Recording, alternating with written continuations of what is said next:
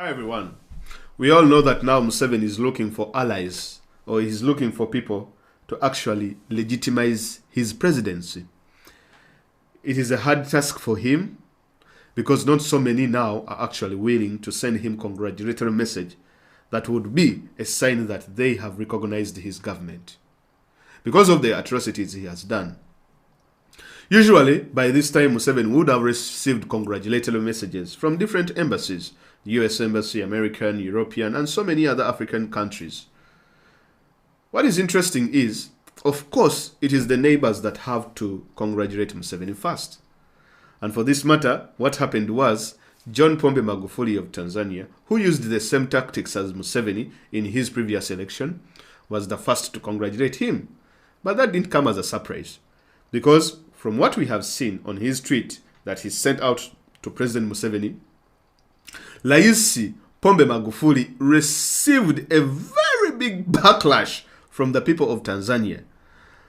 That is from his own supporters, as well as the people who support Tundu, one of the biggest opposition leaders in Tanzania, which clearly showed that his tweet was actually unpopular, and the people of Tanzania have thought otherwise. You all know that the people of Tanzania have actually stood with Ugandans in the fight against Museveni's dictatorship, because Museveni has destabilized the entire region, as well as each and every country in the East African region. Now, other people, of course, have come out to congratulate Museveni. The country known as Burundi, with its president known as Ndishimiye, is the one who sent a message, and it didn't receive a lot of traction. Not so many people actually even reacted to that one. So if at all Burundi recognizes you as a president, it doesn't weigh as much as, a country like Egypt or a country like, those other countries that would recognize you. This is not to mean that Burundi, of course, is not a country. Or this is not to mean that Burundi, this and this and that. But what I'm trying to mean, the president of Burundi recognizing what Museveni's government, with the tactics he used, really is something laughable. And for the people of Burundi, I do believe that they thought otherwise. But the most interesting thing that happened today was the message that came from our neighbor Kenya, which is actually the biggest country, which is one of the biggest countries which is the country with the biggest economy in the entire East Africa. So the message came from Rais Uhuru Kenyatta, or President Uhuru Kenyatta, and this is how it read. It says, President Uhuru Kenyatta has termed President Museveni's re-election as a testimony of the confidence the people of Uganda have in his leadership. In a congratulatory message to the Ugandan leader, President Kenyatta said that he looks forward to continue working with President Museveni in deepening the strong bilateral ties between Kenya and Uganda for the mutual benefit of the people of the two republics. President Kenyatta said Uganda has achieved stability, registered consistent economic growth under President Museveni, and assured of Kenya's commitment to continue partnering with Uganda in advancing regional and continental integration agenda through East African Community and the African Union and other multilateral platforms. So that was the message from Kenyatta through the State House Facebook page and Twitter handles. Moments later, this happened.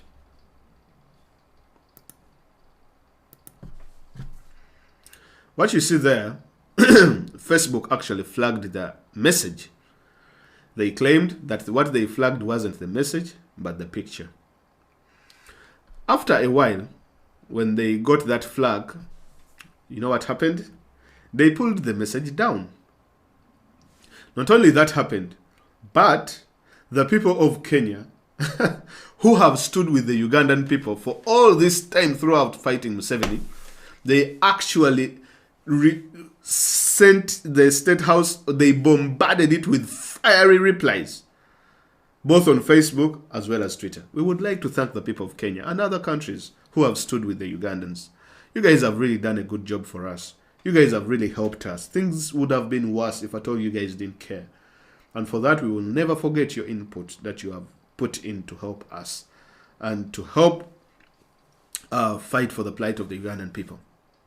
So, Uhuru Kenyatta and the government of Kenya, they didn't want to get very much, I think, ashamed, because having put a false information banner on their message, it is really something that is very, very, very ashaming. So they had to remove both the Twitter message as well as the Facebook message. So it is really interesting. I mean, I don't know why. But of course, if Kenya endorses Museveni, it is something completely different. If at all they have to take the message down afterwards, that is drama.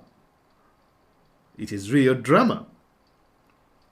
Thank you very much, whoever is operating the Kenyan Web State House account, and for seeing that it was not worthwhile to recognize Museveni as president, and you had to take it down. We know you guys might be in conversations and you might bring back another post, but at least you have showed us that you are being forced to do this kind of thing from Museveni himself, so that you recognize him, even having used such kind of tactics. But the important issue here that we are talking about is every leader in East Africa was maintaining that, they are looking forward to work with Museveni through the East African community. He's a good father for East African community, blah, blah, blah, blah. These people should understand that this is the third time the East African community is being brought back again. Museveni has failed the East African community twice. And now you're congratulating him and looking forward to working with him in order, through East African community, African Union, and other multinational organizations.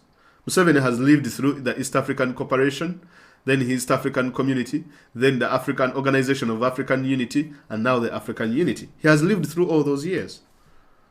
Whenever you legitimize a dictator who has used brute force against its people, what is going to happen is this.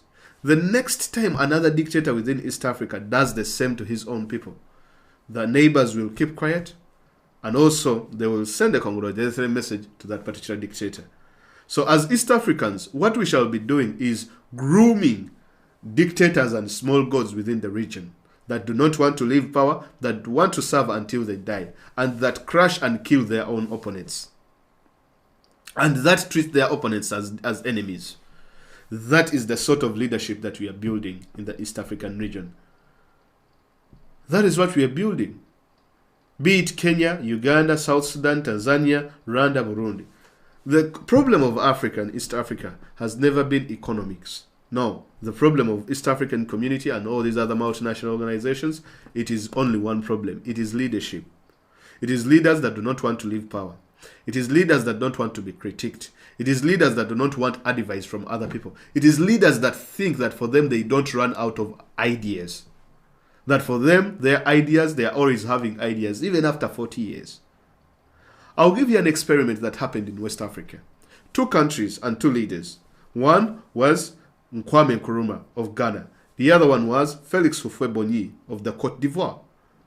Before these 2 countries got independence, Felix Houphouët-Boigny urged that because the French were in Côte d'Ivoire and doing a good job, they were helping the economy. And so, Côte d'Ivoire shouldn't become independent. It should stay. They are not ready to get independence from the French because they are economically good and progressing.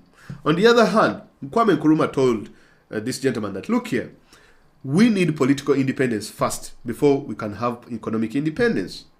For Houphouët-Boigny, it was economic independence before political independence. They shook hands and said, let us meet in 10 years.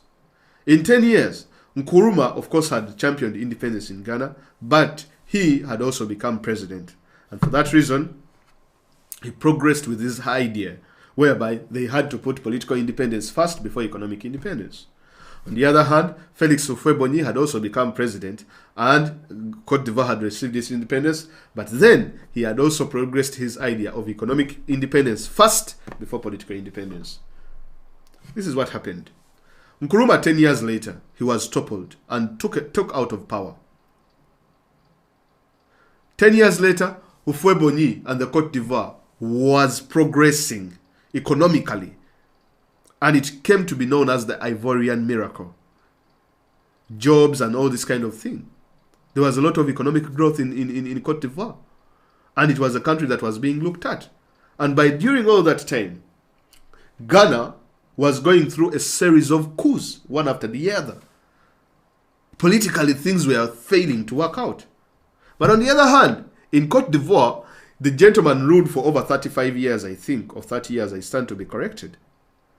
But the country was progressing economically, in terms of economic growth. Now, this is what happened. In the early 90s, Ghana got its things in order. And then it struck the balance between economic and political. By doing that, they managed to change leadership peacefully from one gentleman to another up to today. They have that, and it's an experiment that entire African continent and one of the strongest democracies in West Africa, whereby they can peacefully change power from one individual to another. Not yet perfect, but also much better. On the other hand, in Cote d'Ivoire, in the early 90s, you know what happened? Bouni dies while still in power. To the extent that to some point they asked him, who is going to succeed you? He couldn't give an answer. When he left power, Ivory Coast went into a series of coups and dictatorships. Political independence or economic independence. Where we are in Uganda today, we have been through a series of coups. But now we have a leader who is taking us through what the Ivory Coast took, what Ivory Coast went through at some point. Bouni was not a dictator, no. He didn't kill people so much. He didn't kill people, right? But the problem is he overstayed his welcome. And by then it created, a ripe kind of environment of coups. A ripe kind of environment of Ivory Coast having to take over more 10 years to go back the way it was after it had gotten independence. That's where we are in Uganda today. In fact, Felix said that the problem with the Ivorian experiment was that we were experiencing economic growth without economic development. That's what you see in Uganda today. They will say that the country is growing, but there is no development. The people's lives have not changed. People live on less than $1 a day. That is what is happening. So the same goes back to the East African community and the so-called AU. The problem as to why these integrations are all failing, it's because of people like Museveni. It is because of people that are congratulating him, like the Magufulis, the Shimiyas, and everyone who will congratulate him, as well as Uhuru Kenyatta. I will not take him out, because of course another message is likely to pop up. For them, what they are looking for is economic prosperity and economic growth and independence as an East African community organization. Instead of looking at solving the problems of Africa have never been economic. The problems of Africa have always been political. And I don't know why the leaders of Africa are not concentrating on sorting out the issues of politics, on sorting out political issues before sorting out economic issues. Because political issues, if they are sorted, the economics will sort itself out completely.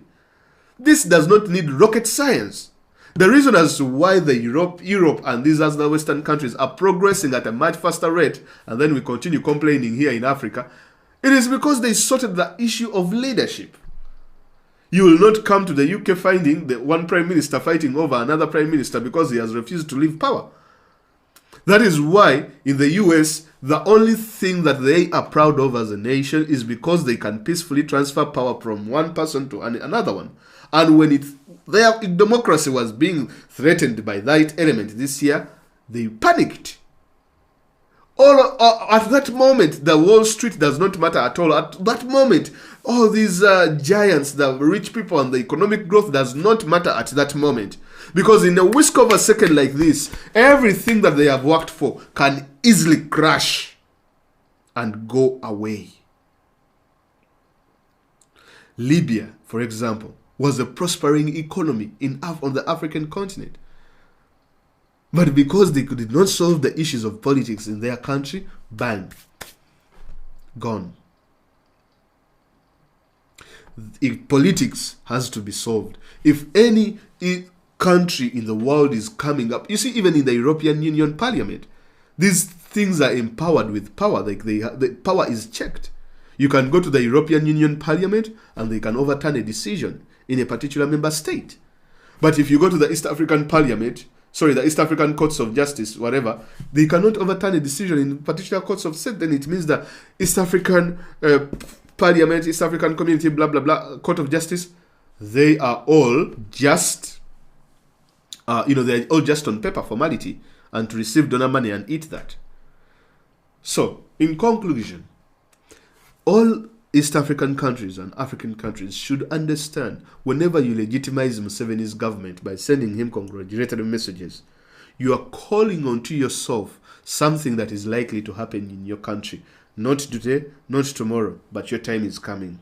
And when that time comes, you will see what I have been talking about today. You will regret the moment as to why you did not condemn the leadership of Museveni and the tactics he used to take back power. You will. Trust me. It might not be today, not tomorrow, but sometime in future. What Africa needs, what East Africa needs, is leaders to stand up and condemn Museveni and condemn all these actions and stand with the oppressed people of Uganda. If you don't do that, what happened in Uganda, it is knocking on your door anytime soon.